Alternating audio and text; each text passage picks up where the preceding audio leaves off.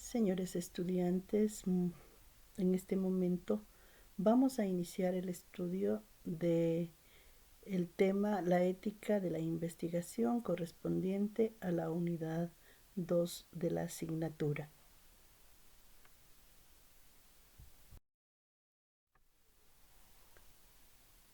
Para iniciar el estudio de la ética en la investigación, vamos a considerar el hecho de que actualmente existe una gran cantidad de dilemas personales y sociales respecto al hecho de querer valorar los principios éticos en las investigaciones que se realizan actualmente.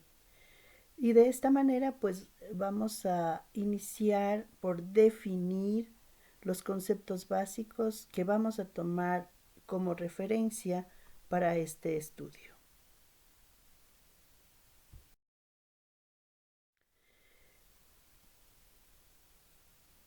Hagamos un poquito de memoria y en relación a lo ya estudiado en la unidad anterior, vamos a mencionar ahora la definición de la ética. Recuerden ustedes que habíamos estudiado varias definiciones de varios autores, pero que todos llegaban al mismo fin, decían lo mismo. Y pues ahora vamos a decir que la ética es una ciencia que tiene por objeto el estudio de la moral y de las conductas humanas. Y esta ciencia, la ética, nos va a permitir a nosotros acercarnos al conocimiento de lo que se considera está bien o está mal, es bueno o es malo, a la respetabilidad, al estudio de la corrupción o lealtad de la conducta de las personas. En otras palabras, pues, lo que propone la ética es una valoración de la moral, de esos actos de los seres humanos y que por lo tanto vienen a ser esa guía de nuestro comportamiento en las diversas situaciones en las que nosotros, los seres humanos, nos desempeñamos. Si revisamos la figura que nos presenta la lámina, podemos claramente darnos cuenta e incluso imaginar que la persona está o ha entrado en un dilema y tiene que tomar una decisión. Por un lado está esa fuerza que le empuja, que le indica que vaya y que haga el bien. Y por otro lado está esa otra fuerza negativa que lo que quiere es que actúe o se comporte mal. La decisión final, pues, será de la persona.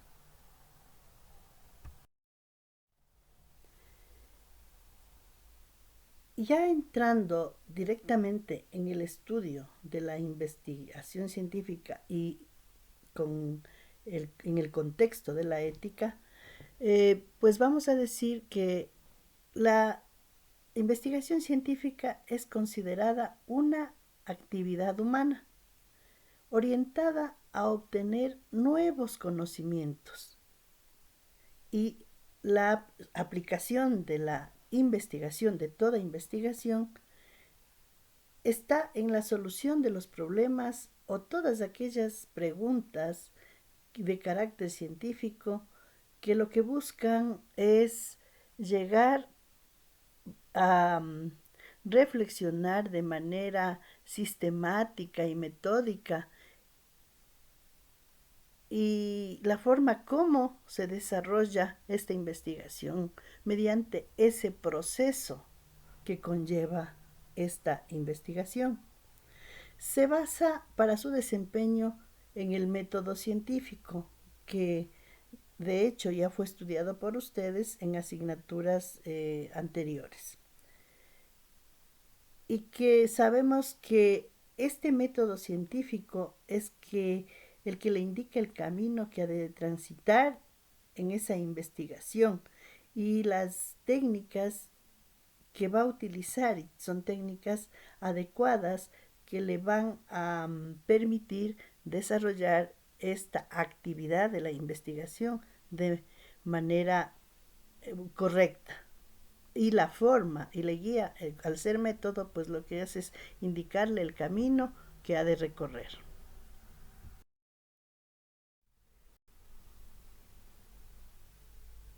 En esta lámina tenemos dos imágenes y vamos a reflexionar en ellas. Realmente, eh, antes de ello, pues quiero que se enfoquen en esta reflexión de Michio Kaku, que dice, tenemos que darnos cuenta de que la ciencia es una realidad, es una arma de doble filo. Una parte de la espada podría cortar la pobreza, la maldad, la enfermedad y traernos más democracias, y las democracias nunca entran en guerra con otras democracias. Pero el otro lado de la espada, perdón, podría darnos la proliferación nuclear de biogérmenes e incluso de fuerzas de la oscuridad. Bajo esta reflexión y al revisar las láminas, pues consideremos sobre todo y tomemos como ejemplo la primera lámina. En la primera lámina vemos a tres personas que están revisando, se nota que es un computador, un PC, y pues nos da la idea por la forma como están las personas y con esa linterna encendida por ahí, que prácticamente están revisando o robando o tergiversando o manipulando información. Entonces, realmente pongamos el ejemplo del profesional de sistemas, el profesional de gestión de base de datos,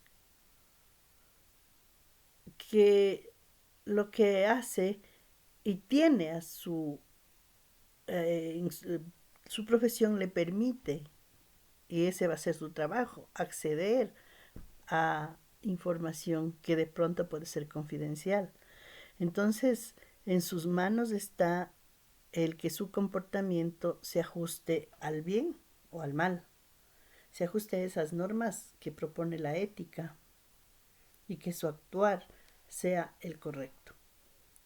Asimismo, en el ámbito administrativo,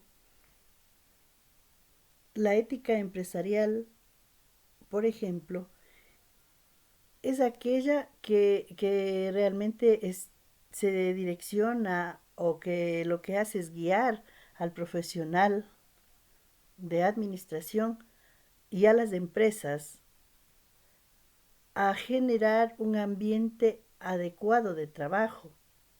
Y en ese generar el ambiente también el actuar de manera correcta en ese ambiente.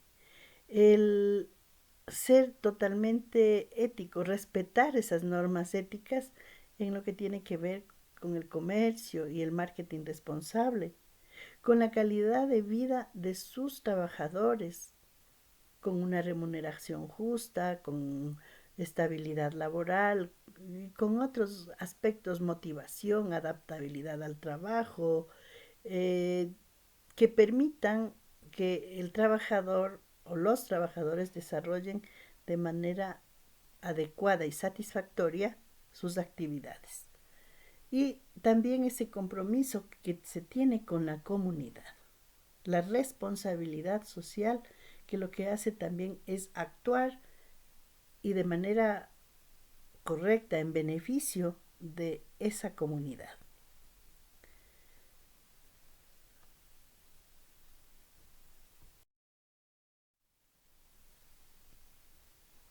Sabemos que toda investigación es importante cuando se lleva a cabo un experimento. Y aquí sí hay que ponernos a pensar y mucho. La mayoría de investigaciones hacen eso. Tienen que ir a la experimentación para comprobar las diferentes hipótesis que se han planteado. En este sentido, la ética debe ser aplicada en todas las etapas de este proceso de investigación y que va desde la planificación y la realización hasta la evaluación del proyecto. Para que ustedes entiendan mejor y recuerden cuáles son esos pasos de la investigación científica y donde en cada uno de ellos tiene que haber ese actuar ético del profesional o del investigador, tenemos que inicia con concebir la idea. El momento en que genera el investigador una idea, ¿cuál va a ser esa idea? ¿Va a ir en beneficio de los demás, de la sociedad, de las personas? ¿O esa idea lo que me lleva es a destruir, a acabar, a exterminar a esas personas, a hacer daño? Asimismo, al plantear el problema, al elaborar el marco teórico, al definir la investigación y al establecer las hipótesis. En cada paso, como decía antes, tiene que estar de por medio la ética, las normas, de la aplicación de las normas éticas. Seleccionar el diseño adecuado y, por sobre todo, la selección de la muestra. Hablábamos antes de que toda investigación o la gran parte de investigaciones conlleva un experimento o al menos utiliza una muestra para confirmar las hipótesis planteadas. Visto así, es de entender que esa selección de la muestra muchas veces pueden ser seres humanos. Por lo tanto, al seleccionar esas personas, pues deben, ante todo, y vamos a explicar un poquito más adelante, deben estar informadas, deben haber aceptado su participación en esos experimentos, porque no sería ético el utilizarlas sabiendo que posiblemente puede haber consecuencias negativas. Asimismo, en la recolección de datos, ¿cuántas veces se manipula esa recolección de datos y los resultados de la investigación prácticamente son falsos? ¿Y cuántas veces se puede manipular también esa información y acomodarla a los intereses del investigador? Luego viene el análisis de datos y la presentación de resultados. En este caso, pues esos resultados finales de la investigación tienen que ser el resultado de una investigación bien realizada, correctamente realizada, y que obviamente vaya en beneficio de las personas, en beneficio de la sociedad y de su desarrollo.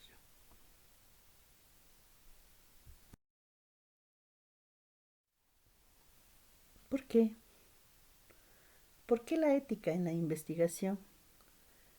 Y vamos a ver que en la historia de la investigación realmente ha habido grandes avances porque los científicos o los investigadores lo que han hecho es hallazgos maravillosos, hallazgos que realmente han permitido el desarrollo de la sociedad, de la humanidad e incluso ha favorecido en muchas ocasiones. Pero cuando esta investigación es llevada de manera incorrecta, cuando esta investigación lo que ha hecho es la utilización y el desconocimiento de los derechos de los seres humanos en la participación que ellos han tenido en condición de sujetos de estudio, como hablábamos anteriormente, en muchas ocasiones sin que éstos lo supieran.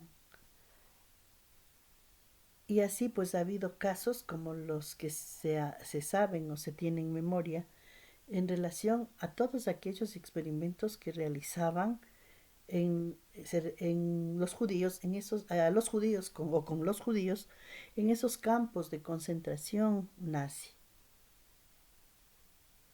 en donde sin el conocimiento, sin la aceptación de las personas, eran sometidas eran los conejillos de indias de las investigaciones que realizaban y que obviamente iban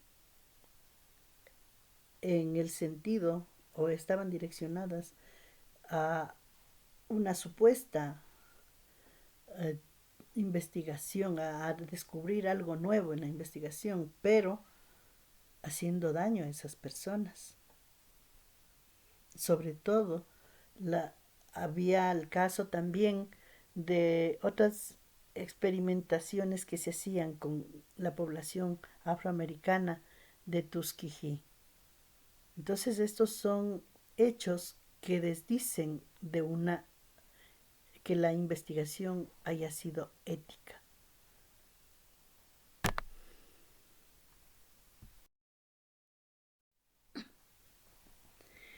Igualmente puede advertirse otro tipo de estudios.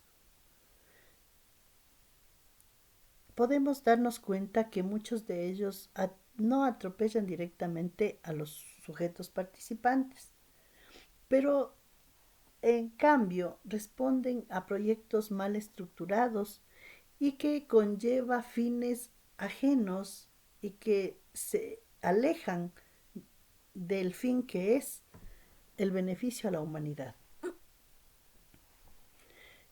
Experimentaciones cuyos planteamientos no revelan temas como el de la responsabilidad social o que obedecen a otros intereses netamente económicos y que en ocasiones tan solo a la idea de investigar, aunque sus resultados no reporten aparentes beneficios.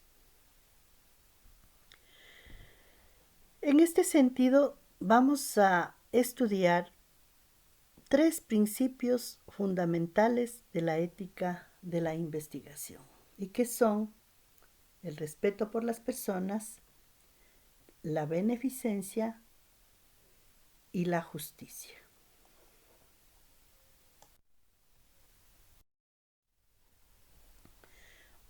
Vamos en este momento a hablar de cada uno de estos principios.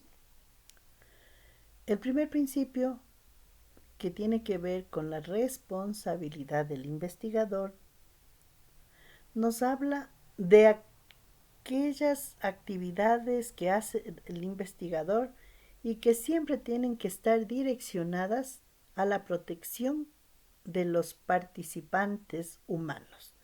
Yo aquí me atrevería también a mencionar que no solo participantes humanos, porque también es un hecho que en estas investigaciones muchas veces se utilizan a animalitos indefensos, animalitos que realmente también se les puede estar haciendo daño, donde no se mide el sufrimiento o las consecuencias de los experimentos. Además, esta responsabilidad del investigador conlleva una exactitud científica. Otra cosa, otro aspecto que es importantísimo es el consentimiento informado. Es decir, que la persona sea consciente o los sujetos que van a intervenir en la investigación sean conscientes y sobre todo permitan y acepten su participación. Pero obviamente, o sea, hablándoles con la verdad. E inclusive se suele hacer un documento que se conoce como el consentimiento informado, en donde las personas que van a participar firman el documento y aceptan participar en la investigación. Y el tercer aspecto es la protección de la confidencialidad. Hay investigaciones que demandan de mucho sigilo y que son demasiado delicadas como para divulgarlas. Y en ese sentido, pues el investigador debe comprometerse a proteger esa confidencialidad de la investigación. En cuanto al siguiente principio, la beneficencia, es ese principio que nos dice que el investigador siempre tiene que buscar el bienestar físico, mental y social. Y él mismo tiene que ser una persona que goce de ese bienestar físico, mental y social, que tiene que tratar en todo sentido de eliminar los riesgos que conllevan la investigación. Y la protección que tiene que dar al participante y que es esa principal responsabilidad que hablamos en el principio anterior. La responsabilidad del investigador. Y el tercer principio, la justicia, que nos habla de que los investigadores deben garantizar la distribución justa de los riesgos y beneficios, que además llevan a cabo un reclutamiento equitativo de las personas que participan en la investigación y que además de ello deben suministrar protección especial a todos aquellos grupos que se consideran vulnerables.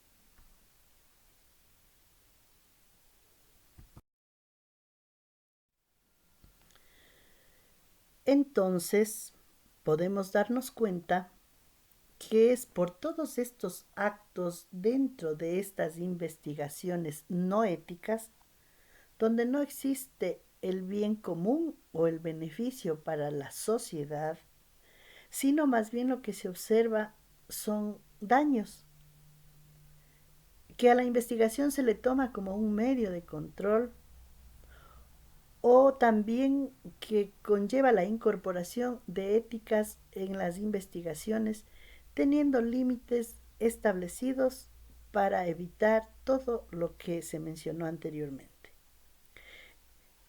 Para confirmar cuando una actitud no es ética, está esta imagen que se presenta, en donde podemos ver y vamos a imaginar que ese médico es un científico, médico científico, dedicado a investigar aspectos relacionados con la ciencia médica, con la salud, con la vida de los seres humanos.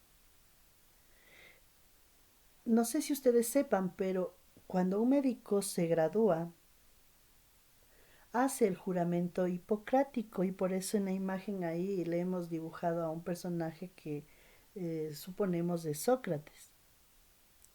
Este juramento hipocrático es obligatorio y la hacen todos aquellos nuevos profesionales en medicina que se gradúan. Tiene un carácter o es de carácter solo ético y no solo eso, sino también se orienta a que el médico realice una práctica de su profesión de manera correcta. Él jura hacerlo y trabajar por la salud y por el bienestar de los seres humanos. Y por otro lado, tenemos a un personaje que posiblemente lo que está es sobornando a este médico. Imaginemos que es un empresario de un laboratorio en donde lo que se busca son intereses, se juegan intereses y le está proponiendo algo a este científico. Es lo que generalmente se conoce como el soborno. Y es esa actividad por la cual las personas solicitan o reciben de manera ilícita para ellos mismos o para otras dinero o cualquier otro beneficio, o acepta una promesa para hacer o dejar de hacer un acto propio de las funciones inherentes a su empleo, cargo o comisión. Y asimismo, es este científico el que va a decidir qué hacer. Va a entrar en un dilema de aceptar esta propuesta, este soborno, o cumplir con ese juramento que hizo antes de graduarse, de velar por la salud, por el bienestar y por la vida de las personas.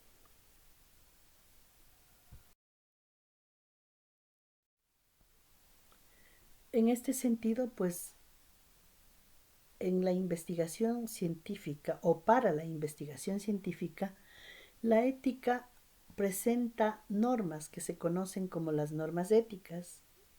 Son muchas, pero he traído las que he considerado principales para que ustedes más o menos se den cuenta cómo están establecidas estas normas éticas. Y una norma dice que se debe obtener el consentimiento informado de los involucrados en el estudio. Es decir, se debe hacer o utilizar a estas personas o hacer que participen en la investigación, pero bajo su permiso, bajo su aceptación, hablándole claramente qué se persigue con esa investigación, cuál va a ser el resultado o qué es lo que se espera alcanzar y qué consecuencias puede tener en ellos esa investigación. Y bajo ese consentimiento proceder con dicha investigación. Otra norma dice que hay que evitar el riesgo de dañar considerablemente a la gente, al medio ambiente y a la propiedad. Es decir, lo que hablábamos antes en el principio, evitar el mínimo o tratar de que exista el mínimo riesgo en la investigación. ¿Cuántas veces no pasa que se escapa en los laboratorios, se escapa de la mano del investigador y puede ser, pongamos un ejemplo, que se salga de las manos el control de lo que están investigando y ese efecto sea perjudicial en las personas?